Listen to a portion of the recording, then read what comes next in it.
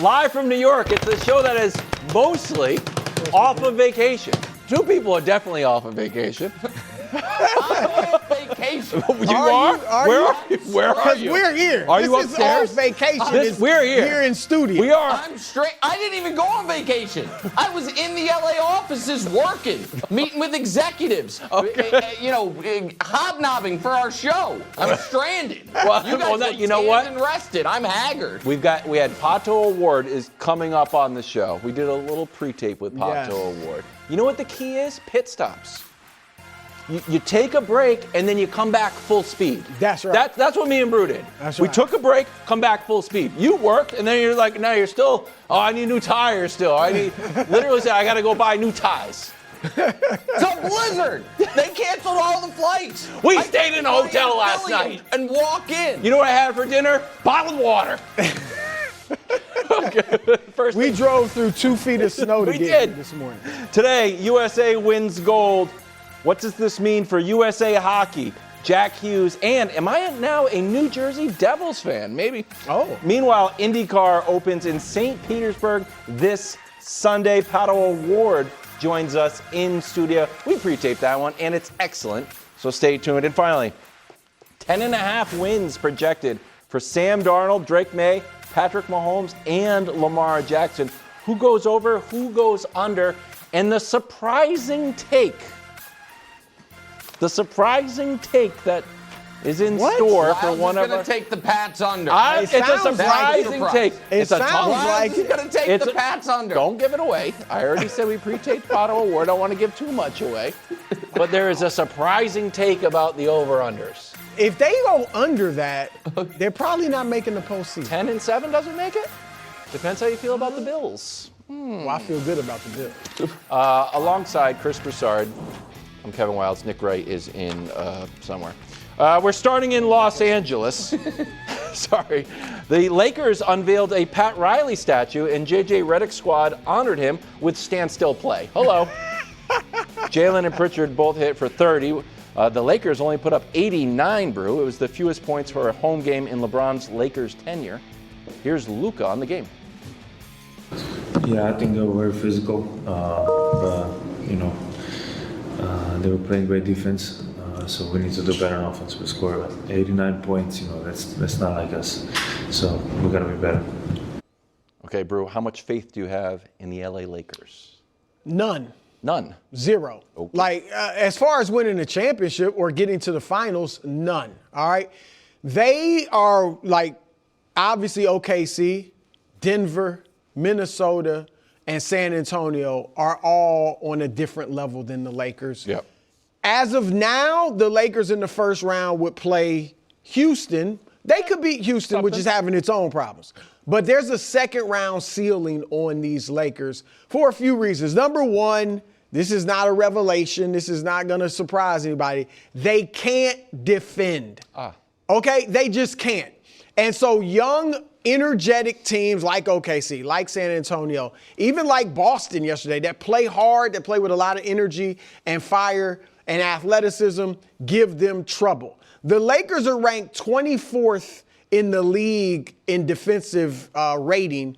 No team, Nick, in modern basketball history, like the last 50 years or so, has won a championship with a defensive rating that low. The only one that come close, because most are in the top 10 defensively when they win the championship. Yep. The only one to come close was the 2001 Lakers, who were 21st in the league, but they had Shaq and Kobe and some other guys that could defend when they needed to and really turn it up. So this team defensively is not good. Yesterday, you saw Jaylen Brown had his way. Peyton Pritchard, you just see the highlights right here. He looked like Caitlin Clark yesterday. Yes. That might have gone over some people's heads, but he looked like Caitlin Clark yesterday. He was killing them. They couldn't handle him. And then the second thing, Nick, is offensively, they are my turn, your turn. Because their three best offensive players, Luka, LeBron, and Austin Reeves, are at their best with the ball in their hands. And Luka's not good when the ball's not in his hands. Reeves is okay. LeBron has gotten better, but he's at his best with the ball in his hands. And so even all three of those guys are unselfish. So they're not necessarily shooting it all the time. They may create a nice pass and bucket for a teammate, but the other star is typically standing there watching when Luka has it, or when LeBron has it, or when it's Austin's turn. And so it's too much my turn, your turn offensively.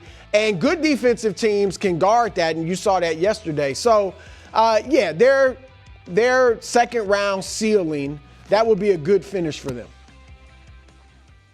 Well, and so, Brew, here's the thing. I think there's kind of a good, bad, and ugly component for the Lakers right now, and I'll show it to you. The good is they are still, and they have kind of been this LeBron's entire tenure there, as good as any team in the league if the game is going according to script.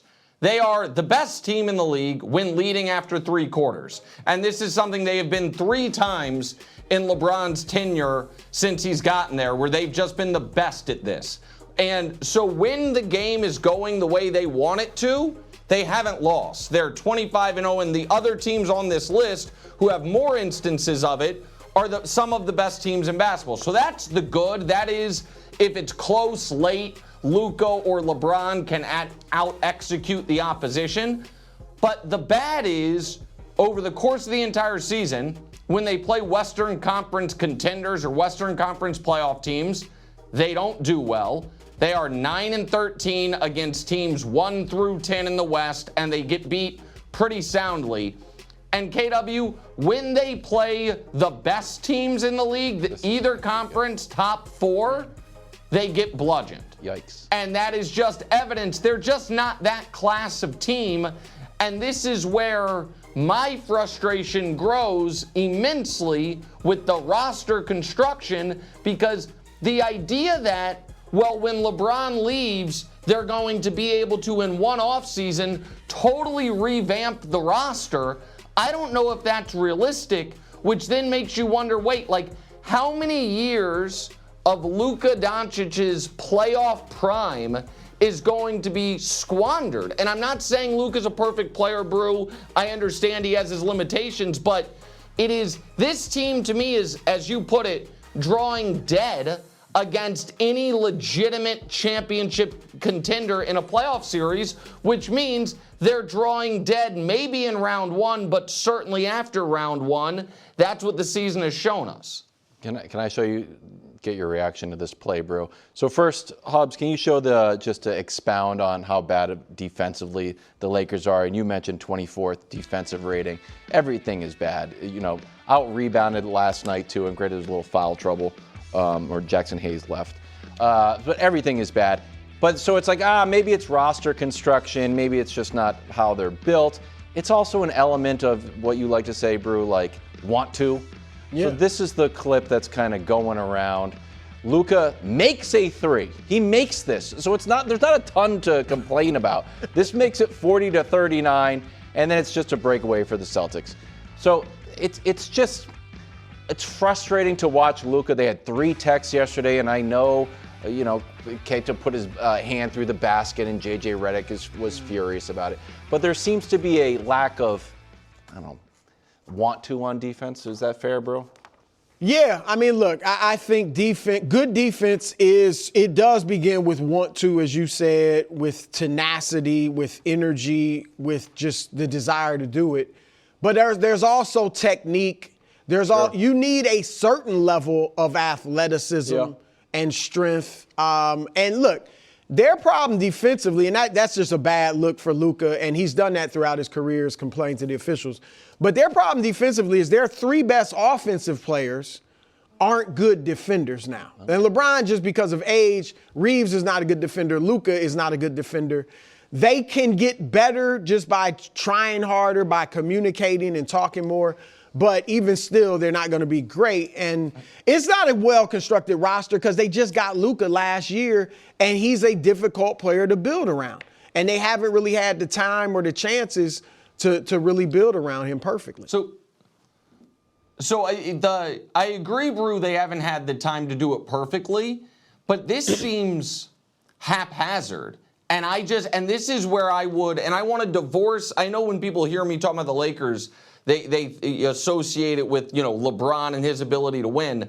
I want to look if we all agree this Lakers team can't win a championship, if we just expand it to, are we going to be having a very similar discussion a year from now when LeBron is not on the team? When I watch the Lakers, KW, against the best teams in the league, it feels like, man, there are a lot. If LeBron leaves, how many quality starters do they have to add if we're going to say they can win the title, which you should be able to do in theory if you have one of the 5 best players in the world in his prime? Are they 3?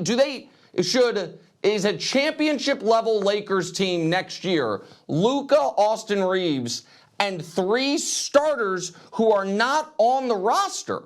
And if that's the case, how are they getting those guys? What are they going to do? That would be my concern for the Lakers moving forward, or bigger picture. Well, their dream scenario, obviously, if they don't have LeBron next year and they've got cap room, they're obviously going to try to go after Giannis. That would obviously help. But Nick, I don't know as much. It's the type of players. All right, you look at Boston right now. That's not a roster that's impressive without Jayson Tatum. But it's the type of players that fit together. You can look at OKC. They've got a lot of no-name players, and they just beat Cleveland yesterday without their 2 top players, sure. Jalen Williams and Shai Gilgeous-Alexander, Detroit. So they need shooters, athletes who can defend, rebounders and defenders. They might not be big names, but guys that are committed to doing those things around Luka Doncic. You're kind of a new team. Well, I mean, when Dallas got to the finals, it didn't have a lot of big names outside of Luka and Kyrie. All right. No, I'm not. I agree. Just real quick, I agree with you on the lack that it doesn't have to be. Giannis would be great, but you don't get Giannis. I don't think you have to go star hunting. I'm just saying the 3-and-D types of players, the Lakers aren't going to be the only team shopping in that basket in the offseason. And it's just, it feels like they need a bunch of new guys to build, to have, and they had last trade deadline, this past offseason, this trade deadline to add something to it, and they didn't, and they seem to really have all their eggs in the basket of, when LeBron leaves, it'll be easier, and I don't know if the foundation's in place, would be my concern. Lakers host the Magic tomorrow night. Meanwhile, on the Celtics side, Jalen goes for 32, 8, and 7. Celtics win their 3rd in a row. 37 and 19 on the year, good for 2nd in the East. Here's LeBron on Jalen's MVP candidacy. This whole MVP thing, I don't understand why his name is not getting talked about some as well. Nobody gave them a shot to start the season. And he's having, 30? Yeah, just under. Yeah, just under 30? Yeah, it's a popularity contest sometimes, I tell you. You feel like he could be MVP? Last question. That's not for me. I'm going to be honest, I don't know the criteria of MVP anymore. I kind of stopped giving a damn about it a long time ago. I got my own personal issues. Brew, your reaction. I would love to hear LeBron's issues with the MVP voting, but there is no one criteria. All right, so every voter kind of comes up with their own. To some, it's who's the best player in the league. Mm-hmm. To others, it's who's the best player on the best team. I have my criteria, and Jaylen Brown meets all of them. So LeBron is absolutely right in that Jaylen Brown should be in the hunt. He's not my MVP right now. I got 2 guys ahead of him, Shai Gilgeous-Alexander and Cade Cunningham. Okay. All right, and Jokic, I just wonder, he can miss 2 more games to be eligible. Now, obviously, he's a triple-double average. He's on pace to become maybe the first player ever, if he does it, to lead the league in rebounding and assist. So he's right there in the hunt. The question is, he's going to make the games. And then Wembanyama can miss, I think, 3 or 4 more games for him to be eligible. But if the rule didn't exist, what's your top 5? Well, if the rule didn't exist, but I would look at games played. Okay. And I think the fact that Jalen, among the top 6 candidates, who are Shai, Jokic, Cade, Jaylen Brown, Wemby, and Luka, he has missed the fewest amount of games. So I would put that into consideration. But here's my criteria quickly. Individual dominance and stats. He's averaging 29.7 rebounds, 5 assists, all career highs. All right, so he meets that criteria, great individual numbers. Win-loss record, they're second in the East, fourth best record in the league without Jayson Tatum. So that's something. Supporting cast, all right, his second and third best players are Derek White and Peyton Pritchard. All right, so he is the only one, Nick, of all the top candidates, he's the only one who either doesn't have an all-star teammate or another guy averaging 20 or so points a game. All right, so that is something in his favor. And then third, my fourth one's historical significance. It doesn't really factor into this situation with him. But I do think he's right there. And, you know, he's played all but 5 games. And leading, Nick, I thought that they would be in the playoffs. I thought at best they would have a chance to get home court advantage and be in the top 4 in the East. But I never foresaw them being the second best team in the East. So he definitely has a legitimate chance to win this award. Listen, I didn't think they would have a chance at being in the top 4, Brew. You were higher on them than me. I thought, and the only reason I really thought, yeah, they'll make the playoffs is because the paucity or the scarcity of elite teams in the Eastern Conference. Going into the year, all right, their projected win total was 41.5. They were 22-1 to win the East, which was the 8th best, right in the middle of the Eastern Conference odds. And they were 60-1 to win the title, which again, that was 16th best odds. They are now on pace for 54 wins, so 13 wins over more than their projected total. And they have the 2nd best odds to win the East and the 4th best odds to win the title. And he's been showing up every damn night. Like, my history in doubting the Celtics and underrating Jaylen Brown in particular is probably, well documented. But the job is to be fair and to evaluate things as they happen. He's been sensational, and Brew has played at a level I did not think he was able to. Like, it wasn't that I thought, if you would have said going into the year, can Jaylen Brown average 29 a game? My answer would have been, well, yeah, if the Celtics are really bad. Right. Like that, if in order for him to have the types of numbers that he is having, I would have thought it meant the team is just bottoms out. Somebody's got to score. He's the best player. It's been the opposite of that. They've been awesome. He's been awesome with them. He's been the biggest reason for it. And so, listen, I am not discounting anyone from like the games played standpoint at the moment unless they are already ineligible for the award. So if it were, we have a very, very similar top 5. But for me, it would be Joker, then Shea, then Jaylen Brown, followed by Cade and Wemby 5th, and I would have Luka outside of the top 5. As much as I love Luka, the games missed plus the issues that we just discussed, I think are disqualifying at the moment for him to be top 5. And so I am, KW, this was more off the air than on the air, your belief that the Celtics could be a team to be reckoned with this year. I remember you saying it to me a few times off the air, and I kind of knocked it down. Yep. I have been stunned at how good Boston is and stunned at how good Jaylen is. And so, yes, I think he can win the MVP. I think it will probably take Joker and Shea not reaching the games threshold. But I think he has a strong case against Cade, a strong case against Wemby, a strong case against Luka, and I would have him right now ahead of all 3 of those guys. All right, so can I talk about the elephant in the room, and we're going to do a full topic on this later on. He's playing better without Jayson Tatum on the floor, bro. Does this affect how Jayson Tatum should view his path to getting back on the court, or how the Celtics should view his path? Well, look, if I'm the Celtics, I leave it up to the doctors and Jayson Tatum. So if the doctors, not just the Celtics doctors, but his own doctors, clear him to play, say he's ready, he can go, and Jayson wants to play, you got to let him play. Because if you don't, then you could offend your best, or if you think Jaylen's better now, your second best superstar. And so They got to let him play, and I'm sure he's a human being. So he is sitting there, as much as he loves his teammates. It's weird.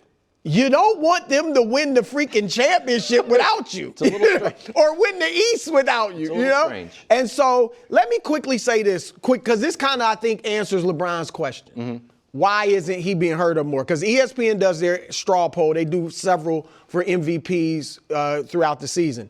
Jaylen Brown is 6th in the most recent straw poll by ESPN that came out Friday. I think, Nick, that's because many of the voters have become slaves to analytics. His PER is 15th best in the league, 22.3, which is not that high for a star. It's 15th in the league. So I think a lot of people are looking at his PER and saying he can't be MVP with one that low, especially when some of these other candidates have sky-high ones. high. Yeah, so I think that's a big issue for him. All right, Celtics in Phoenix tomorrow night. We're going to get to hockey right now. USA wins gold for the first time in 46 years. It's the first gold, Nick, since Lake Placid. This win courtesy of stunning goalkeeping from Connor Hellebuck and a Jack Hughes overtime goal. Canada's Nathan McKinnon with a quote that's making some waves, a little bit of a clickbait quote. So I pulled a brew card. I'm like, let's listen to the whole thing. So here it is. It's been close for a while, USA Canada. They're an amazing, skilled group of players. Just I felt like it wasn't going to be. You guys can be the judge of who the better team was tonight. But they won, we lost. So still not great, but a little more context to be fair to McKinnon. Nick, your reaction to USA's gold medal? Gosh, I hate that this was my reaction. I really hate any time this is my reaction to anything. I thought of Kevin Wildes. Wow. And I didn't like it. Why? Because of your great line that I used to make fun of you for, but it's true. I love sport. Love sport. It was a great day for sport. I love sport. I love sport. Honestly, I'm not going to get on here and pretend not only am I not a hockey expert, I know very little about hockey. I know more about golf and tennis and at this point NASCAR and IndyCar than I do hockey. But I can get wrapped up in a big event and become super invested. Yeah. And it was so captivating, obviously a 1980 style underdog, but we were decided underdogs. Also, I then in the lead up to the gold medal game and then after the gold medal game, read more about the makeup of the roster and how it was controversial because they didn't just say, hey, who are the 10 best guys necessarily, but, some more maybe heavy hitters and, trying to build some toughness. I think they said, we have more whiskey drinkers than seltzer drinkers, whatever it was. And to see them pull off this upset, one brother hit the game or score the game winner in the quarters, and then the golden goal in obviously the gold medal game. Hellebuck, as you said, you don't have to be a hockey expert to know our goaltender kicked ass for 2.5 hours on Sunday morning, was just out of his mind. And so I found myself really invested, and I thought it was amazing theater, Brew, and just an awesome sporting event. Yeah, it was incredible. And this Wildes is like the equivalent of a team beating our USA basketball players. That's right. In the Olympics, right? It's not impossible. It's happened before, but Canada's won 9 gold medals. Like, they are the best nation in the world in hockey. And so for us to beat them, it would be like Serbia or somebody beating us. That's why they're so upset. Yeah, absolutely. Absolutely. And look, it's a one-game thing. It obviously was a close game. And so you'd rather him be more gracious in losing, but I totally get the competitiveness. This is the Olympics and how he feels. But you mentioned Hellebuck, Nick, and I got to give him props because, again, I'm not like I'm the hockey expert, but I do know that the guy has been criticized for he's inconsistent in the playoffs. With the Winnipeg Jets, he hadn't been able to get it done, and win it all. And here he is in the big, you talk about a big game. and he stops 41 of 42 shots, and some of them were just spectacular fashion. So I felt great for all the Team USA and really all of the American sports fans, but Hellebuyck in particular.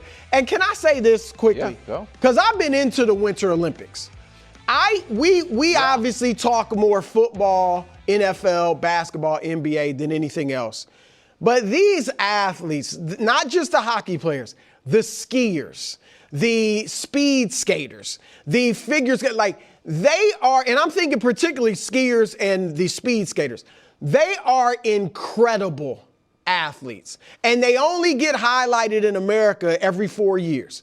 But my wife and I have been watching it. We're into it. They really should get, I wish they got more love, because they are, what they do is phenomenal, and it's just as impressive as the guys we talk about in football and basketball every single day. So I just want to give props to all the Olympians in these winter sports. Brew lives in New Jersey, Nick, and when you are back on the East Coast, we'll go to a New Jersey Devils game to see Jack Hughes, new American hero. I'm down. You got to treat us, though. It's on me. It's like your home state. Go. Can I add one thing on Brew's point? Like, it was, and I know this is cliche, a lot of people say something similar, like every 4 years we become experts in all these sports that we otherwise, now I'm talking about hockey, but curling or speeds. There were 2 moments from these Winter Olympics that I really feel like in the sports part of my brain, I'll remember forever. The golden goal that we're talking about here and the Alyssa Liu's gold medal routine. Mm-hmm. And now I feel like I'm an Alyssa Liu expert. I've read all about her father, her family, her story. I didn't know anything going into it, but it was so captivating. And it is a good reminder as the World Cup is coming up, which does happen to be on Fox, so maybe a little free plug or a plug for our company. Even if that is not your go-to sport, when the event is that important and matters that much for that many people, you get roped in. Oh, yeah. You can't help but feel the draw of it. And so, yeah, I thought it was spectacular. And I think it's really cool that the U.S., for the first time, this is the first U.S. gold medal in hockey in my life, guys. Yeah. In my life. Oh, wow. Well, congratulations to all the gold medalists, including women's hockey also won. So yes. we swept. Chiefs, Seahawks, Patriots, Ravens, over-under next on FS1 and the Fox Sports Channel on Sirius XM. Looking for a protein shake that tastes as good as it performs? Meet Rockin' Protein Max. Packed with 50 grams of fuel, it'll help you keep up when your day won't slow down. And because it's always creamy and never chalky, every sip tastes great. Even better, it's lactose-free and has 0 added sugar. It's not every day you find a protein shake you actually want to finish. Catch Rockin' Protein in the dairy cooler at a store near you. Rockin' Protein and Shamrock Farms are registered trademarks of Shamrock Foods Company. First things first is back off of vacation, and we are on the road to 2 billion YouTube views. It's going to be a long road, but we are going to get there. Also, check out the podcast. It is slowly moving up the charts. I heard it's like number 3 or 5 in the entire world when it comes to sport. Really? Yeah, check it out. Right now, over-under totals have opened up. These 4 teams are all at 10.5, and we're starting with the champs. Seahawks at 10.5, Brew. Here are their non-divisional opponents. Home against the Cowboys, Giants, Chiefs, Chargers, Bears, and Patriots, Super Bowl rematch. On the road against Broncos, Raiders, Eagles, Commanders, and Panthers. And obviously, you have to play the NFC West. So, Brew, we'll start with you. Over or under for the champs, 10.5. Well, that is a heck of a schedule. All right. Supposedly not that hard. Strength of schedule is only like 14. So that doesn't even mention their division, right? I mean, the division there, right. 2 of those teams, the Rams and the Niners, are going to be very good teams. So, look, they do have some cap room this year. Mm-hmm. I think they bring back, Kenneth Walker III. I'm sure they're going to bring him back. I'm not sure about Rashid Shaheed. Other teams may go after him. Reek Woolen, we'll see, probably bring him back, I would guess. But they're fairly young, so I think defensively they're still going to be strong. Obviously, they're going to have their offensive weapons. And Darnold is in his prime as a top tier 2 quarterback. And so I do think that I'm going to take the over despite that tough schedule, I think they're going to be right there in the mix again next year. Yeah, I really, really trust the coach. I really, at this point, certainly in the regular season, nobody can deny it. And he's Super Bowl MVP, or not Super Bowl MVP, but just won the Super Bowl. You got to trust the quarterback as well. And here's the other thing, KW. Super Bowl winners do well unless their quarterback gets hurt or retires or changes teams. Like, if you look at all the teams that would not have hit the over of Super Bowl winners, the Rams, Stafford got hurt.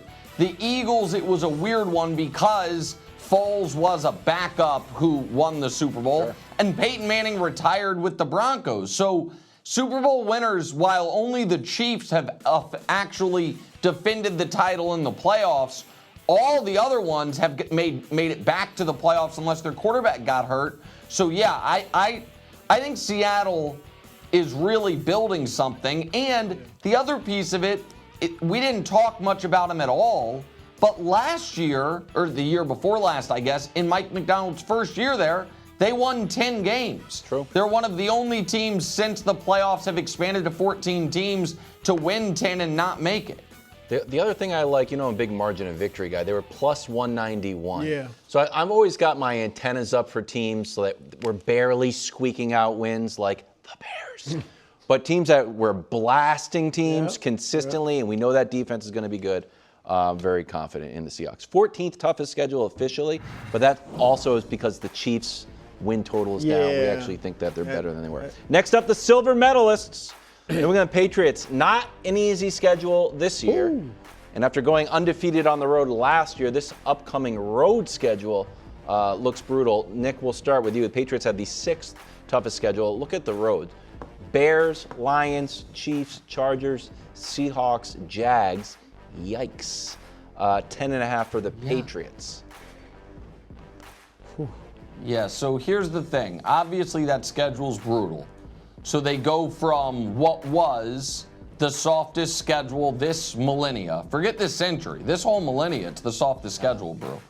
And to that Broncos were right there. And I'm going to, it's interesting you say that because it's one way to look at it. Another way to look at it is the Broncos didn't even have the easiest strength of schedule this season, and the Patriots had the easiest strength of schedule this millennia. So, tomato, tomato, I guess. But I'm going to say something else. That is, and Brew, how much I have liked Drake May, how much I've believed in Drake May, how, that I said in Halloween that he's just top 5 quarterback moving forward. But I'm concerned because I've never seen Drake May play well in 2026. I've never seen it. Super Bowl. I'm not saying it can't I happen. saw him in the Super Bowl. I'm not saying it can't happen. I'm just saying since the calendar turned from 2025 to 2026, I've seen him play 5 games, and I've never seen him play well. So until I see it, I just Patrick don't Mahomes know play what well to tell in 2026 either, if that's where we're going. I knew that's fine. I just haven't seen it. I have faith. You want to go after a friend of the show?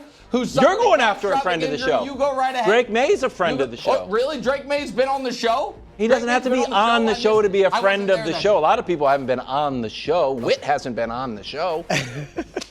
True. So I don't think you answered over or under. Are you saying under? Under. This is a tough one for me, Wild. This is a tough one. Look, I was the last guy on this show to believe in the Patriots. Yeah. You were very late. Yeah, very late. Down to Friday. And then I picked them to win the Super Bowl, and obviously they lost. I feel you, Nick. I'm not mad at your under, because that schedule is tough. But I do think Drake May, while I was a little astounded by his struggles in the playoffs, I think he's going to learn from that, and I think he's going to be better next year. Correct. Right? His numbers and all that might not be better, but I think he'll be a smarter quarterback and make fewer mistakes. Perfect. Certainly than he did in the playoffs. I think Vrabel is a very good coach. I think good chance they upgrade their receiving core. I think a guy like even Travion Henderson will realize what do I need to work on to become better. So I just think their culture is what it is. Look, it's a good chance they might win 10 games, but I'm going to say the over. I'm going to say they go like 11-6, and so I'll take the over slightly. I see quickly. KW, before you go, Yeah. Can I just ask you a question, KW? Sure. Because here's the flip side of that Seahawks graphic, and this is one of your oldies' favorites. The Super Bowl losers win total the following year. Not great. A lot, and one of those good years, is a supernatural funk happened. There's a lot of, what happened to that team? So I'm curious how, because you're the biggest believer in hangovers. That's why you just drink Topo Chico with lime, no liquor in it, because you're so scared of hangovers. So where does this land for you, buddy? The Niners ones, though, quickly, those are due to injuries. Right, those were due to injuries. So you take 2 of those off. So, but there's still a lot of them. I mean, the Patriots 11-5 was pretty good, but look, if we went 10-7, I wouldn't be shocked, and that would officially be the under. We played 300 days of football. Vrabel is welcoming people into the locker room. It's like, hey, we're at day 305. It's a lot of football. I believe in the Super Bowl hangover. We are a thin team where, like, we were a great run defense. I was like, and then everyone's like, well, look at this run defense. No, you're not good. And like, yeah, Milton Williams was hurt, and it falls apart. Hey, now Drake May can't throw the ball down the field. Like, yeah, Kayshon Boutte was out. We can't throw the ball down the field. So we are a thin roster because we were depleted by Belichick's bad drafts. We played a lot of football. Bills, a weird home loss. The Seahawks, maybe the Prince. The Chargers, we barely beat. I can't believe we lost game. The Lions and maybe the Chiefs late. 10-7. Wow. You know what this is, Nick? 10-7. Wilds, you hate being the hunted. That's you true. Can't stand being the hunted. That is true. You want to be the hunted. In my real life, too. Chiefs, I hate to say this, Nick. I was surprised they are at 10.5 after a 6-win, 11 loss. Yeah, because you're year. way too down on them, KW. I mean, they had That's 6 why. wins. That's why you're It's six wins last year. 5th hardest schedule. So you thought the Patriots' schedule was bad. Look at the Chiefs' schedule, 5th hardest. Now, granted, you got the Cardinals, Colts, Jets, Patriots, 49ers at home. Yeah, That's actually not too bad. On the road, Bengals, Bills, Dolphins, Falcons, Rams, Seahawks. Well, I think it's Broncos, Chargers, and the resurgent Raiders that you got to be a little bit worried about. But 5th hardest officially. Yeah. So listen, I understand the Chiefs were awful last year, but I do think that their number being the same as the 2 teams that played in the Super Bowl last year for next year is instructive. That KW, I don't know where Brew is, but KW might be a little too down on the Chiefs because even though you're beloved in Kansas City and believe in Patrick Mahomes sometimes, I think you expect them to have a really rough season next year. I do not. I think that now, do I think they're going to win 13 games? I wouldn't say that. But I know that Andy Reid, since he's been with the Chiefs, here's how many games they have won each year. Patrick Mahomes was not there for all of those years. So every year of Mahomes' career prior to last year, obviously they would have hit this over. But also, 3 of the years before Mahomes got there, they would have hit this over. He is still an excellent coach. They are going to actually, be able to add real impact guys in the draft because of the disastrous season. And obviously, Brew, if Patrick is out until week 6, that changes everything. I do not believe that's going to be the case. I believe Patrick Mahomes is going to be dancing at Travis Kelce's wedding, is going to be starting for the Chiefs in week 1. And so I will go with the over for the now all of a sudden truly hunters, the Kansas City Chiefs. Yeah, pardon me. Look, I may change my mind going into the regular season. This is all just in pencil for the record. But right now, I'm going under. I'm not convinced that Mahomes is going to be dancing, as you like to say, at Kelce's wedding. And maybe he will dance, but that's different than playing football week 1. So I'm questioning whether he's there for week 1. And then, Nick, how much does that, the injury affect him? Does it take him 4 or 5 weeks to get back to form? Remember, this year, running was a big part of his game. Yeah. And so that's probably not going to be the case, certainly initially next year. And so right now I'm going with the under in pencil. I want to believe. I want to believe. You got to be able to run. What's your answer, KW? I'm probably going under. I want to go over. I want to believe in Patrick Mahomes, but I still haven't done the full. As much as we've talked about the Chiefs, we really haven't done the full autopsy on why they were so bad last year. Even if Mahomes didn't get hurt, Right. They were 6 and I'll give you 2 more wins. You say like late in the year, beat the Raiders and the Titans. Then you're only at 8. And the wins weren't good. Beat the Giants, beat the Raiders, beat Washington. Like there wasn't Detroit and the Colts, who were good at the time, are the sort of, and the Ravens, but we didn't know how good the Ravens were. And the Ravens, that's it. So it's like, The Colts win was lucky. And the Colts win, they had to pull out of the fire. No, it was a disastrous season.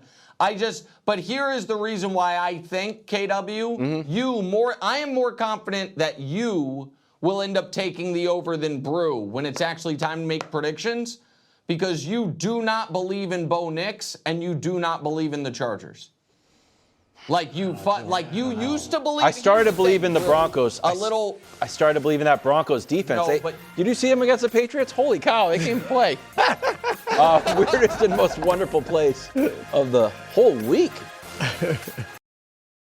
Travis Kelce, still no news on if he stays or if he goes. We have heard reports that Patrick Mahomes will be dancing at his wedding. About 4 times. We heard a lot, as if that affects the football team. It's like, well, he was dancing. Right. Here's Andy Reid.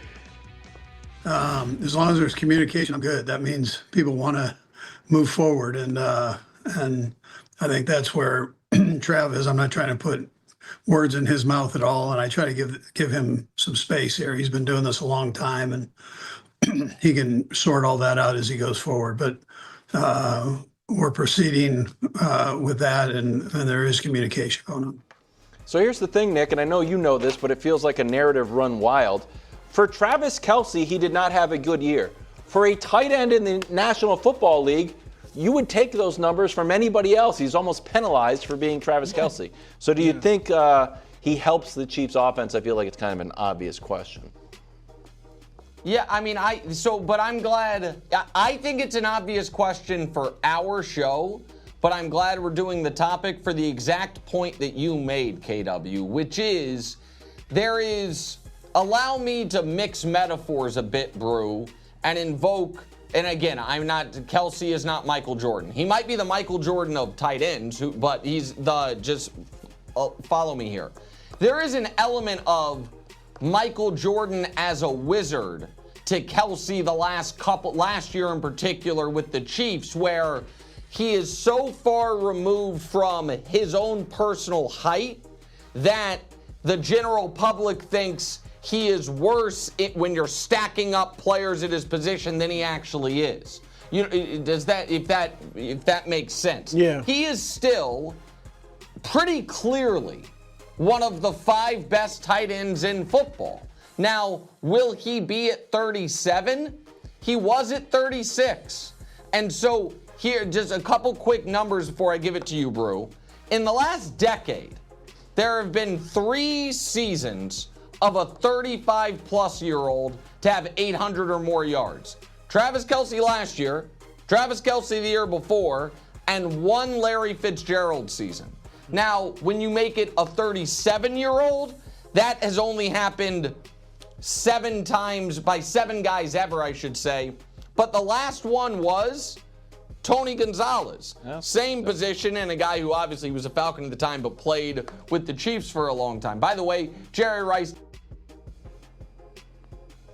We hit our, Wow. We can only talk about the Chiefs for a certain amount per hour in between the over-under and the Travis Kelce story. That we hit our maximum Chiefs talk. Wow. Quickly, final word on. Yes, absolutely. He can help the Chiefs offense, especially when their receiving core is kind of, they don't have a great receiver. Tush Push not being banned. Wow. Very interesting. I thought it was a certainty. Next on First Things First. Live from New York, it's the show that heard all about our director's snowblower. Rick came in and talked to me for 20 minutes about his snowblower. He's very excited, although he's nervous that it wasn't a great investment, so he's actually rooting for more snow. As Chris Broussard and I dug ourselves out of this blizzard and worked hard to get here as a sign of dedication to the program. We Also, Nick fought Wright, through the live elements, from unlike some. Yeah, live from San Francisco. He's just having a blast out there. You Sunny guys out were there. on vacation last week. I was working, first of all. Second of all, I don't control the flights. Third of all, I'm not going to let you wasn't Nick besmirch playing Rick. cards? Yeah, you were playing Is that cards. work now, playing cards? Yeah, but it is. I heard he got another job. He was working. I look on social media. Nick Wright. It says got another job. I said, that's weird. That ain't be weird if you were on vacation and you saw Kevin Wild got another job. You're like, oh, feels like you should give me a heads up. Got another Hubs. Got another job. That's a misrepresentation of what happened. That's not locked in. Oh yeah, Hubs were also working at Home Depot 20 hours a week. Jeez. He's probably playing in the tournament tonight, Wild. That's why. You better not be on I any bet you streaming he is. service. I bet you he is. Right now, second hour, first things first. Jayson Tatum, is he coming back? Should he come back? Celtics are doing great without him. Not that he's not excellent, but guys are thriving. Meanwhile, I don't think, well, we'll discuss. For him. Pato O'Ward joins the show, Team McLaren, and does Brew sign up her Team Pato? We'll see. We discuss. But right now we're headed back to the NFL. You know, we spilled a lot of ink about the Tush Push man and went into last year thinking that this was the swan song for the play that would surely go away. Not true. NFL Competition Committee co-chair Rich McKay telling Mike Reese and Kevin Seifert that no team has proposed the ban, so he doesn't see it being addressed. Now, according to ESPN, Nick, the conversion rate dropped from 77% last year down from 82% when we were at the peak of Tush Push complaining. Are you surprised that this ban has no steam? Well, I still think it's going to get banned. Oh, you do? With respect to Richmond, yeah, just not right now. So if you remember last year, at the first iteration, they decided they decided not to vote on it because they didn't have enough votes. So they tabled it until later in the offseason, and then they brought it, and they almost got it passed, or almost got it banned, I should say. I think if the commissioner didn't like it before, and now you had on a lot of the most high-profile games of the year, the announcing crew and, our officiating experts commiserating about not that it's an unfair advantage for Philadelphia, not my complaint, which is it is aesthetically displeasing, but that you can't officiate it properly. Yeah. I don't think it has staying power, and the fact that the team that was the biggest proponent of it, obviously, Philadelphia, it stopped. I don't know how tied they are to it because it wasn't that effective for them. So, if you look at their numbers on QB sneaks, the previous 3 years to last year, and it's a little misleading when it says 8th best because one of the reasons that it doesn't say, first best is because they would sometimes do a tush push to set up a tush push. Yeah. It'd be 3rd and 2, and they would do it not even necessarily thinking they've got to get it, knowing they could get it on the next play. And so I just think the issues with the false starts, Brew, and then the later issue of was that a fumble, was his progress dead, was it not, is enough that I still think that come next season, it is not going to be a part of our football lives. Yeah, look, I'm not as confident as you. I don't really care one way or the other. I think the reason for me to ban it is not because of the Eagles' dominance in it. I don't like that idea. It's obviously, it looks like it'd be a safety, risk, but it's not. Yeah. The reason, though, to ban it for me is it's tough to officiate. And I do think as the season went on, they got better at officiating it. You even saw the Eagles called for some false starts, as the season went on. I think that's the reason they weren't as dominant in it. So, the Eagles, I think with their offensive line not being as good last year, Jalen Hurts just getting a little bit older, and then the officiating of it where sometimes those were false starts, I think that lessened the impact for them.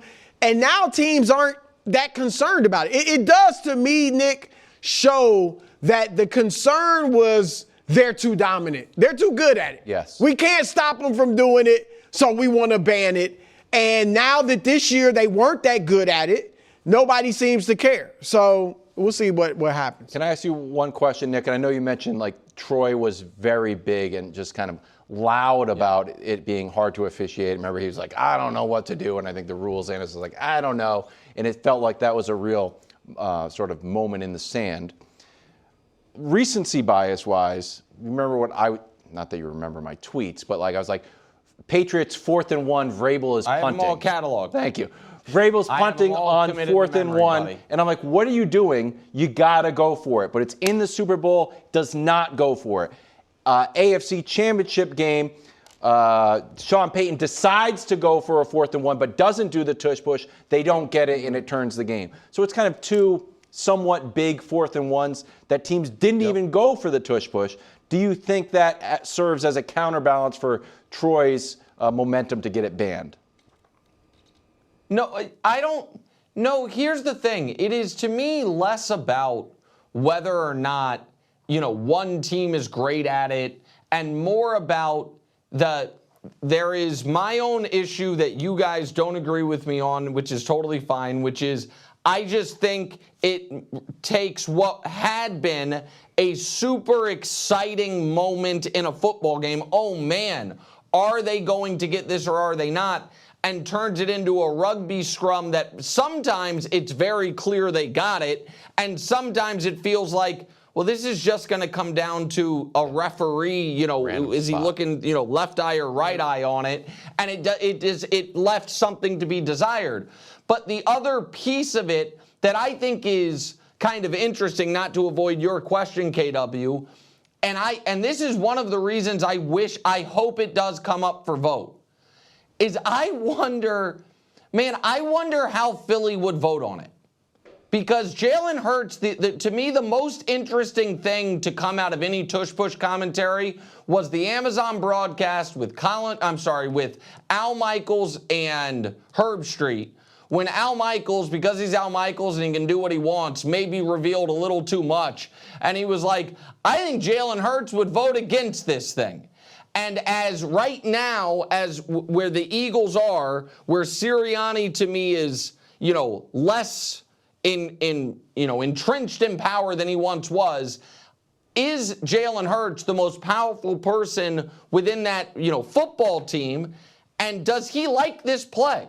Because he seems not to. And if the Eagles didn't care about it, then I guess maybe the Bills like it. But the Bills can get it, 4th down a bunch of different ways. So I just don't, even if it doesn't get banned, Brew, I think we have, we are on the backside of the crest of the tush push being a huge part of our football lives. I would say this, and I've always agreed with you that if it became too commonplace as far as teams doing it 5-6 times a game, that would be a problem. But if I were head coach of an NFL team, I would have a special time of practice every day carved out for the tush push. Yes. I would become excellent at it. And even if it wasn't my quarterback, Nick, like in Philly, put the tight end in there like some other teams do, or a fullback or something like that, and let him bear the brunt of it. But I would get good at, because as you said, Wiles, Nick, in that Super Bowl, if New England was really good at the tush push, you can go for some of those 4th and 1s. And so I do think as long as it's a rule, teams should get as good as they can at it to use it for their advantage. So, KW, that point Brew just made, to me, is maybe the best evidence as to why the league should just get rid of it. Because Brew is correct, I agree with him, that since it's allowed, teams should spend real, and it's limited, practice time that you have in perfecting this dumb rugby play. And so wouldn't the general watchability of football be better if that practice time was spent doing literally anything else? If that was, hey, this is when we're working on our sick laterals on 4th down that have all of a sudden started to be done.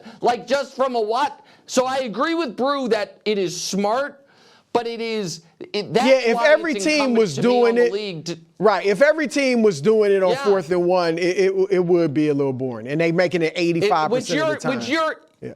You're suggesting that would be smart. That's what teams should like. Right now, they're incentivized to become experts at it. That would suck. Like just flatly, and now that the Eagles aren't good just for the anymore, record, let's not. So it's not splitting the atom. Just push. It is I tough. say hike, and then you push me. It's tough to do though. It's not that Only tough. Philly's been great just at push me. It's push me as hard as you tougher than can. it looks. It's not that. It looks barbaric, but it's tough. If I were there, I'd go push him. Push it as hard as you can. All right, from a play that works too often to one that might not work enough. Doesn't look like onside kicks are coming back. Recoveries dropped to under 10%. And when they do work, like Bears-Packers, it can lead to all-time comebacks. But it's a safety issue, and we wanted to kick around an alternative.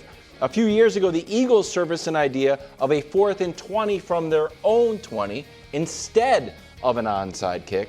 So, Nick, do you buy this, that a 4th and 20 should be kicked around as an alternative to an onside kick? So I believe that at some point, God willing, this show keeps going, and there's no reason it wouldn't. We're going to have a topic, do you like this new rule change? I think this rule change is happening in the next 5 years. Where they do I don't know if it's 4th and 20 or 4th and 15 or 4th and 17, whatever it is. And here's the thing that to me, Brew, is so interesting about it. It actually, if you look at the numbers the last 5 years, onside kick percentage, 4th and 15 conversion, 4th and 20 conversion. It's not hugely different. 4th and 20 is not that much more successful than the new onside kick, but man, oh man, it would feel like it was. Oh, yeah. It would feel like, we just got, we can do it.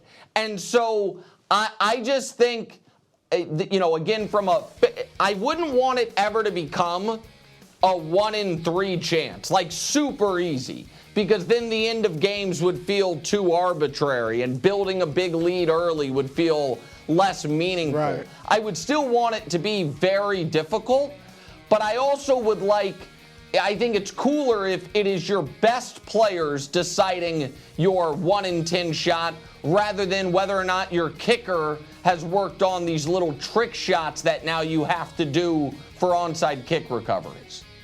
Yeah, look, it would be exciting. By your numbers, Nick, maybe it should be 4th and 17 or something like that. With the numbers that were in that graphic. It would be exciting. It just feels too gimmicky to me. It does. It feels too gimmicky. And call me old school, call me barbaric, call me a caveman. Maybe go back to the old kickoff. I mean, go back to the old kickoff. They played that way for 95 years or whatever it was. I go back to that. And then the onside kick could be a surprise. The new kickoff I kind of like. But you can't keep the new kickoff and have an onside kick. That's the problem. You just can't do it. I love this. I would rubber stamp this immediately. 4th and 20 or 4th and 17, whatever. I think it would just be very interesting.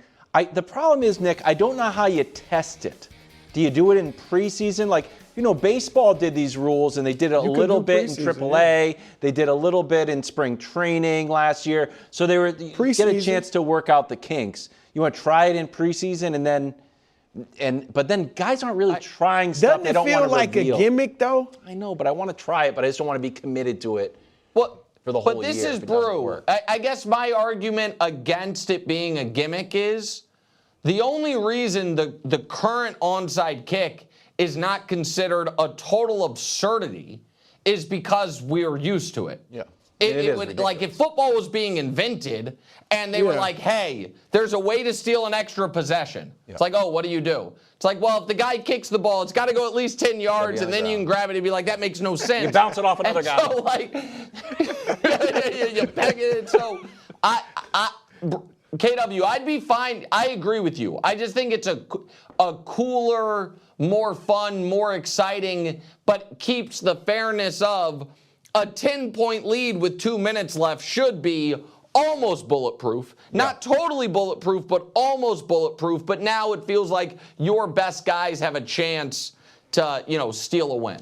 I'll tell you what, Caleb Williams would be like, let's do it. Let's do this every play. I'll be good to go. He would complete like 75% of these things. Head out to L.A., where the Celtics dismantled the Lakers and might be getting Tatum back. Missoula was asked about Tatum being at practice. And here was his response. Take a listen. A maniac. He was at practice. Did he participate in any of it?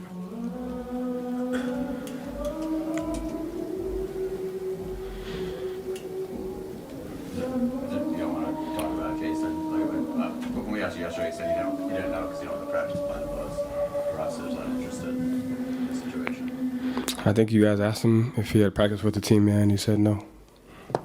Okay, I did not realize that. That clip was going around and you could not hear the national anthem. I thought it was Missoula just kind of stonewalling the reporter. He didn't want to talk over the national anthem. Oh, is that what it was? That's my take on it, because then he starts after the national anthem. I couldn't hear it initially. You now, Wilds. I thought he was stonewalling you. I He did was trying to too. be respectful to the anthem. Oh. Yes, I didn't realize that, and we built that this makes whole sense. question around this. So I think we have this wrong. That being said, what do you think Tatum's plan should be? Well, look, I said it earlier. I said it, I feel strongly about this. The decision has to be left up to the doctors, the Celtics doctors, and then Jayson Tatum's if he has his own doctors, right? And him. If the doctors are like, he's fine, all right, medicines improve, whatever treatments improve, he's ready to play. He's under no extra risk. And Jayson Tatum wants to come back and play, I think you have to let him play, because if you don't, now you really could offend your best player, all right, your superstar. I would kind of have an issue with it if it was right before the playoffs. Like if it was a week before the playoffs or a couple, or for the playoffs, that would seem like a tough adjustment for them going right into the playoffs. That would be weird. Like, I'm ready to go. I will say this. I don't think they can win the East. As well as they've played, I don't think they can win the East without Tatum. Correct. So correct. Even at that situation, you just bring him back and let it go. And I think for him, I really do. He's a human being. I would feel it. We all would feel it. I think there might be a fear. What if they did win the East, or maybe win the championship without him? Like that. I don't think they could do it. But that has to be. That's a fear that nobody just wants to see that happen. The individual. I think I think there's a different psychological piece that potentially is at play here. But first, so I think if he comes back, I do not believe it would be right before the playoffs. I think that if you look at the Celtics schedule, they have a homestand in early March and one in mid-March. I've got to imagine his first game back would be a home game. I would think that if he's going to come back, it will be in the next month. If that can happen, great. He would have time to. Right, and he would have time to ramp up for the playoffs. Like I think it's on the board. He's back in 2 weeks. I really do, and I agree with you entirely, Brew, that they can't win the championship as presently constituted. As great, we talked about Jaylen Brown being an MVP candidate, as great as the story of the season has been. But here is where I really legitimately feel terribly for Tatum. There are so many paths where he gets unfairly criticized in this. Because we believe they can't win the title without him, but they're the 2 seed, and it is what it is. And the odds are, for any team, the Thunder, for the Nuggets, for anybody, the odds are you don't win the title this year. And if he comes back and they don't win the title, there will be some people that be like, man, maybe he should have just sat out. If he comes back, and the way I think it's almost a guarantee that there's a ramp-up period before he looks like old Jayson Tatum. Yes. People will pick at that. Did he come back too early? And the other thing is this. If he does not come back at all and they don't win the title, there will be people that be like, man, why didn't he come back? We were talking about it. We thought he was going to. I can almost see the narrative criticisms, that train coming down the tracks. And it's like, so the only way he can avoid that is he comes back by the playoffs is excellent.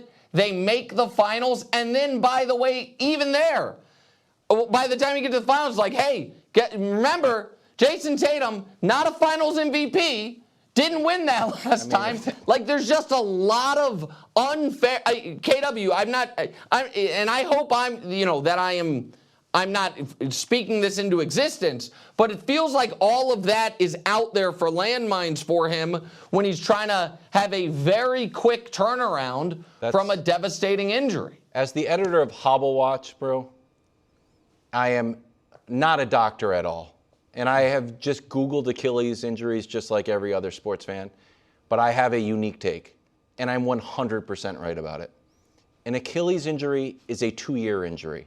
You can play after 1 year, like we saw with Aaron Rodgers. But you're not going to be good. You're going to be good in 2 years, like we saw with Kevin Durant. Durant was 550 days off. Tatum today is at 290. If he was on Durant's timeline, it's November 15th. And on November 15th, he'll look like Jayson Tatum. In March, he's not going to look like Jayson Tatum. And it's going to screw everything up. And it might screw up your whole career.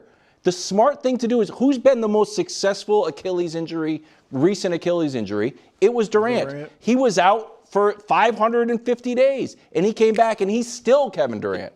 The risk of coming back, I think, is... I understand it. I get it. You want to play. But, man, it's a 2-year injury. Sit out. See you in November. I think that's smart, but that's a different question. We were talking about, should the Celtics bring him back? If he wants to come back and the doctors clear him, I think you got to let him come back. But I agree with you. If you're him, the best thing probably is to sit. And I don't think they're going to win it. And I hate to act like he should be sitting there cheering against them. He shouldn't be. But I think he should just wait till next season. They'll have a decent playoff run and then come back ready to go next year at full speed.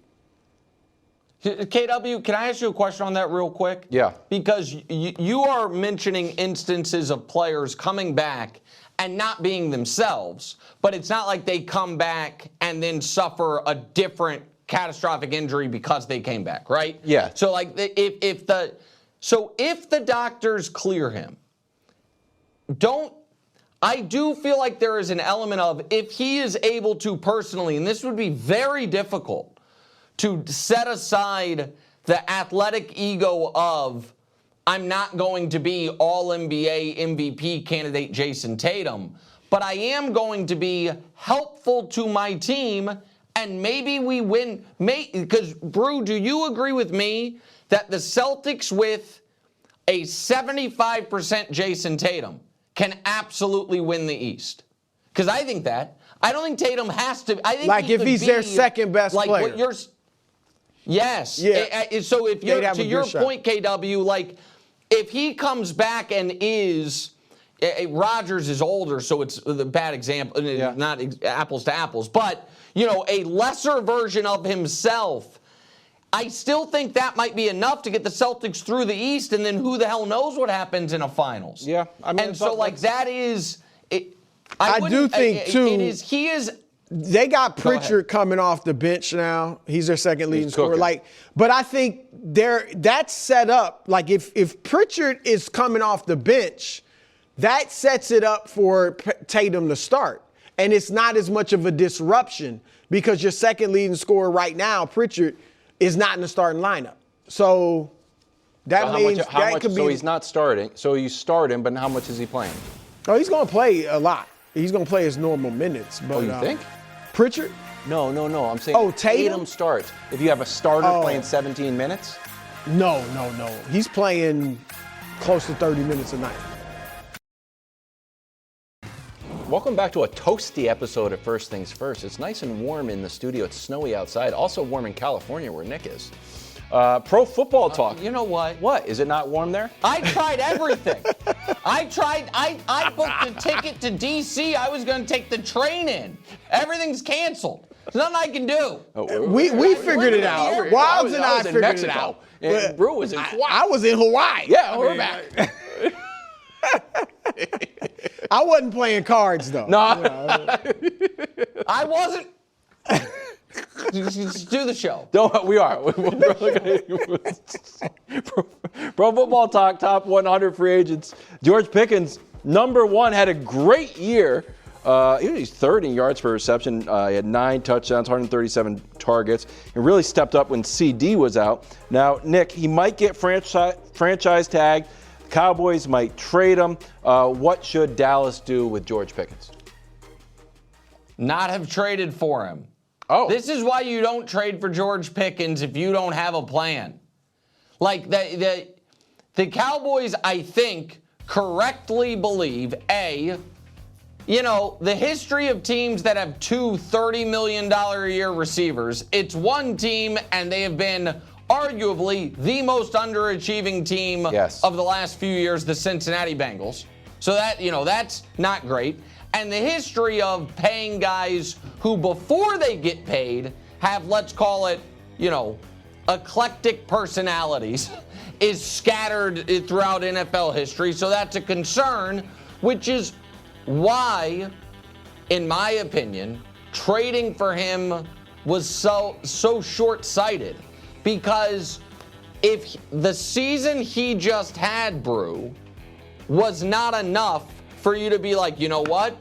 We are paying him what he is going to want to be paid, then nothing would have been enough. Right. Like, he literally had a better year than anyone could have realistically anticipated, and they're still like, let's do this year to year, and he does not strike me as the type of guy that is going to be like, oh, where do I sign the franchise tag? When's the offseason program? I'll be first in line there, fellas. And so it was very obvious this stumbling block was ahead, and they barreled towards it anyway. A month or two ago, and even before that, franchise tagging. That's what you do. Now, I'm to the point where I'm like, trade him or whatever, let him walk. Use the money you would have paid him, or if you have to trade, try to get Max Crosby. Oh. Get Max Crosby or some other great defensive player. I know they had Micah Parsons, they blew it. Get a great defensive player or a couple with the money you would take to sign George Pickens. Because here's the deal. As great as Pickens was last year, they were 7th in the league in scoring offense. When Dak Prescott is healthy, you are going to have a top offense. They have been number 1 in scoring offense twice without Pickens in the last few years. They were 4th another year without Pickens. If Dak is healthy next year, CD is healthy, they just signed Javonte Williams again, they're going to be a top offense. The problem is their defense is horrible, so go improve the defense. I'm even to the point where even if Pickens will take the franchise tag, my first option is improve my defense. If I can't do that, maybe I'll franchise tag him. But my first option is go improve the defense. We're going to head to Seattle now, where JSN got a championship. Now he's probably going to get a new deal too. 1 season left on his rookie deal, pays him around $14 million, but he's extension eligible and hopes to see a new payday. Here he is on his upcoming new contract. Take a listen. I know my time is coming, and when we get it done, it's going to be a great deal. And God's timing's perfect timing. So whenever that may come, we'll be ready for it. And, I believe I deserve to be the highest paid in my position, and just what I give to the game and the community, I give it my all. And I think that's worth a lot more. But I would play this game for free. Okay. Nick, do you want to? Oh, you don't want to go. You hate this topic? I know. Nick lost audio. Brew, Jamar is the highest paid at around 40 and a quarter Do you think JSN deserves more than that? Yes. Now, and I'm not necessarily saying he's better than Jamar, but he is fully within. He's right to say he deserves to be the highest paid. Number one, he's an incredibly high character guy. He just had one of the best wide receiver seasons ever, and they won the Super Bowl. And he did it without a tier 1 quarterback. All right, so it might even, and I don't know how signing him now would impact their salary cap and ability to continue to improve the team next season. But assuming that you can do that, I think it would be wise to sign him up now, because if you wait a year or two, it's just going to cost you more money. Whereas now you might be able to get him for $40 million a year. If you wait a year, that might be $42 million. If you wait 2 years, it might be $43 or $44 million a year. So it behooves you to go ahead and get it done now. So I think, look, Darnold is in his prime. And on a like a nice little deal. Yep, himself, right. Because what if you have to pay Darnold and then, big money, and that affects your ability to sign JSN? So you probably go ahead and pay JSN now, because it'd be cheaper than paying him in a year or two. I totally agree with you. He led the league with almost 1,800 receiving yards. Interesting little note was in the article from this. Seahawks also ran the ball more than anybody else, percentage-wise. So the fact that he's putting up huge numbers. The other thing, and this is why we were preparing for the Super Bowl, he had 199 yards, 2 touchdowns in the playoffs. You have to consider him so much. He makes everybody better. Yep. He's going to make Kenneth Walker better. Yep. Why is Kenneth Walker better? He's extending the field. So I would also pay him. Again, it's not my money, but hey, what's the going rate for excellent wide receivers? Right. Jamar's at 40 and a quarter, then JSN should be at 40 a quarter and $1. Coming up next, Pato O'Ward joins the show. And then after that, Brew weighs in on the new Pat Riley statue. That's next on First Things First. Welcome back to First Things First. The fastest racing on earth returns to Fox. Alex Palou, Joseph Newgard, my guy, 2 Crew still. But I'm open to throwing my fandom and support behind someone else like Pato O'Ward. Lead the way as the 2026 IndyCar season launches in St. Petersburg Sunday at noon Eastern, live on Fox. Here with us now is Pato O'Ward. Pato, thank you for joining us. Want to wish you good luck for this entire year. Also want to say an early congratulations for being one of the few people to make it to the studio and to work today, period, in the snow. So, did you drive yourself? Tell us about your day in the snow. And if you're not, it is not just a little bit of snow. It's about 2 feet. Brew and I had stayed over last night, so we were like, surely Pato's going to cancel. Did you drive yourself? Tell us the story. No, man, I'm glad to be here. I got here on Saturday evening, and I was not expecting a blizzard in New York while I was there, or while I'm here. But the snow looks like perfect snowball fight snow. Because it's wet snow, it's not so much frozen, so it actually is great. I threw a ball to my PR guy before we walked in here. But no, man, I'm looking forward to the year. I really am. I can't wait to start this new journey. It feels like every time we start from zero, right? We obviously want to build on what we've had the last few years, but I mean, it's a new opportunity to venues that we've been to, new opportunities at venues that we haven't been to. I've been terribly close to the championship and to the Indy 500. So, we always say maybe this is the year. So we're trying hard to get that done. Yeah. Well, look. First of all, let's start this because Wild's tiptoed around it early. He's a Newgarden guy. Yeah. I like Newgarden. All right, Nick Wright, our other co-host, he is Alex Palou. You're my guy. I'm your guy. Let's go. I'm with you this year. All right. So, like you said, you've been close. How big for your legacy would it be to go ahead and win the whole the 500, but also either or that or the championship? More than an accomplishment, I think it's just it's a situation that kind of rectifies your whole life's work. I've sacrificed everything to be in this position. My family has sacrificed truly everything to kind of support me in doing this that I love and have such a passion for. And it consumes you. I know there's not a race every day, but this job does consume you. Even when you're not driving, you know, there's a lot of media. There's always, you have to say the right things. You have to be careful where you're seen. It's just, there's a lot of different things that you have to have in the back of your head that obviously play a big part to what your year is. Yep. And I love being able to go racing with people that I've created relationships with, that I've created this journey. I mean, I can't believe I'm starting my 2020, 21, 22, 23, 24, 25, 26, my 7th full season in IndyCar. You know, I'm now known like as a veteran. And you're still young. Still young. I'm still the old guy in my team though, shockingly. But it's just cool to be able to go with these, you know, these engineers and these mechanics. A lot of them are still with me that started with me in 2020. Yeah. And you know, we're still going strong. We're still fighting. And so, are you looking for like little edges? Well, specifically about Indy. So we'll be at Indy. Okay. And we sort of got our crash course in Indy. Learned all about it last year. Did you go on the 2-seater? No, we were too scared. Yeah, we didn't. I would not go. Come on. Rue, you could go. I would be. Did they give us the option? No, I didn't want the nobody option. wanted. I might, maybe. I'll pray about it. I'm too scared to. And see. How fast does a 2-seater go? Over 200 miles an hour. Oh, yeah. No, that's a no for me. I just heard from no, I'm not. It has crashed before. I think Brady, that's the one Brady did it. It has crashed before. So. Yeah, I'm not you had two, you finished second twice, you crashed once, your third last year.